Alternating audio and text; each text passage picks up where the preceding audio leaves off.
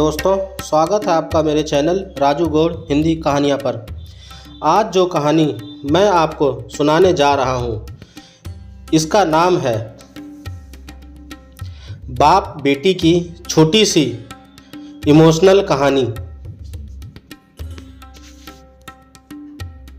दोस्तों, अगर आपको मेरी यह स्टोरी पसंद आए तो कृपया चैनल को सब्सक्राइब जरूर कर लें।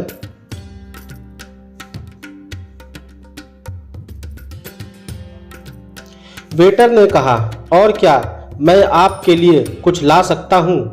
नहीं नहीं, मुझे कुछ नहीं चाहिए। डोसा लाया, चटनी सांभर की बात ही अलग है। अपनी बेटी के लिए डोसा ऑर्डर कर चुके बाप ने कहा। बेटी डोसा खाने में मग्न थी और वह अपनी बेटी की तरफ प्रशंसा भरी निगाहों से पानी पीते पीते देख रहा था। तभी उसके फोन की घंटी बजी। एक साधारण फोन था। आज की भाषा में इसे डब्बा फोन कहा जाता है। फोन पर आवाज सही नहीं सुनाई दे रही थी, इसलिए उसने फोन स्पीकर पर डाला। वह एक दोस्त से कह रहा था कि आज मेरी बेटी का जन्मदिन है, इसलिए मैं उसे होटल में खाना खिलाने के लिए लाया हूँ।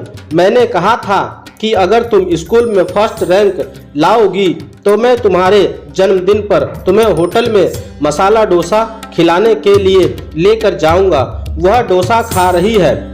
दोस्त बोला, अच्छा अच्छा, तुम क्या खा रहे हो? मैंने कुछ भी नहीं मंगाया। हम दोनों को होटल में खाने को कैसे परोड़ेगा? घर पे सब्जी और चावल है मेरे लिए। मेरी बातें सुनकर उसका दोस्त सुन्न हो गया। पिता अमीर हो या गरीब, एक पिता अपनी बेटी के चेहरे पर मुस्कुराहट लाने के लिए कुछ भी कर सकता है।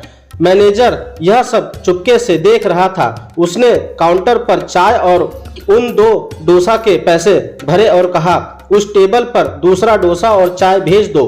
पैसे नहीं है ऐसा बोले तो उनसे कहना कि आज आपकी बेटी का जन्मदिन है। क्या आपकी बेटी स्कूल में फर्स्ट आई है?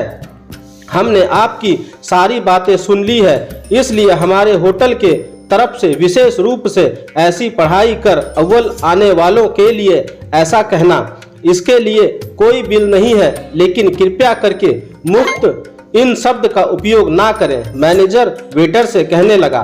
मैं उसके पिता का आत्मसम्मान दुखाना नहीं चाहता था और एक डोसा टेबल पर आ गया। पिता चिंतित हो गए और कहने लगे कि मैंने एक ही डोसा मंगाया था। तभी होटल के मैनेजर ने कहा, अरे आपकी बेटी स्कूल में फर्स्ट आई है ना? हमने यह बात सुन ली, इसलिए हमारे होटल के तरफ से आप दोनों के लिए फ्री। पिता के आंखों से आंसू आ गए। पिता ने अपनी बेटी से कहा, देख इस तरह पढ़ाई करने से तुम्हें क्या क्या मिल रहा है। पिता ने वेटर को कहा, यह डोसा बांध कर दोगे क्या? मैं और मेरी पत्नी हम दोनों आधा आधा खाएंगे। उसे कहा, ऐसा खाना मिलता है? यह बातें सुनकर मैनेजर की आंखों से आंसू छलक पड़े और वह मन में सोचने लगा कि बाप कैसा भी हो, अमीर या गरीब, अपनी बेटी के लिए कुछ भी कर सकता है।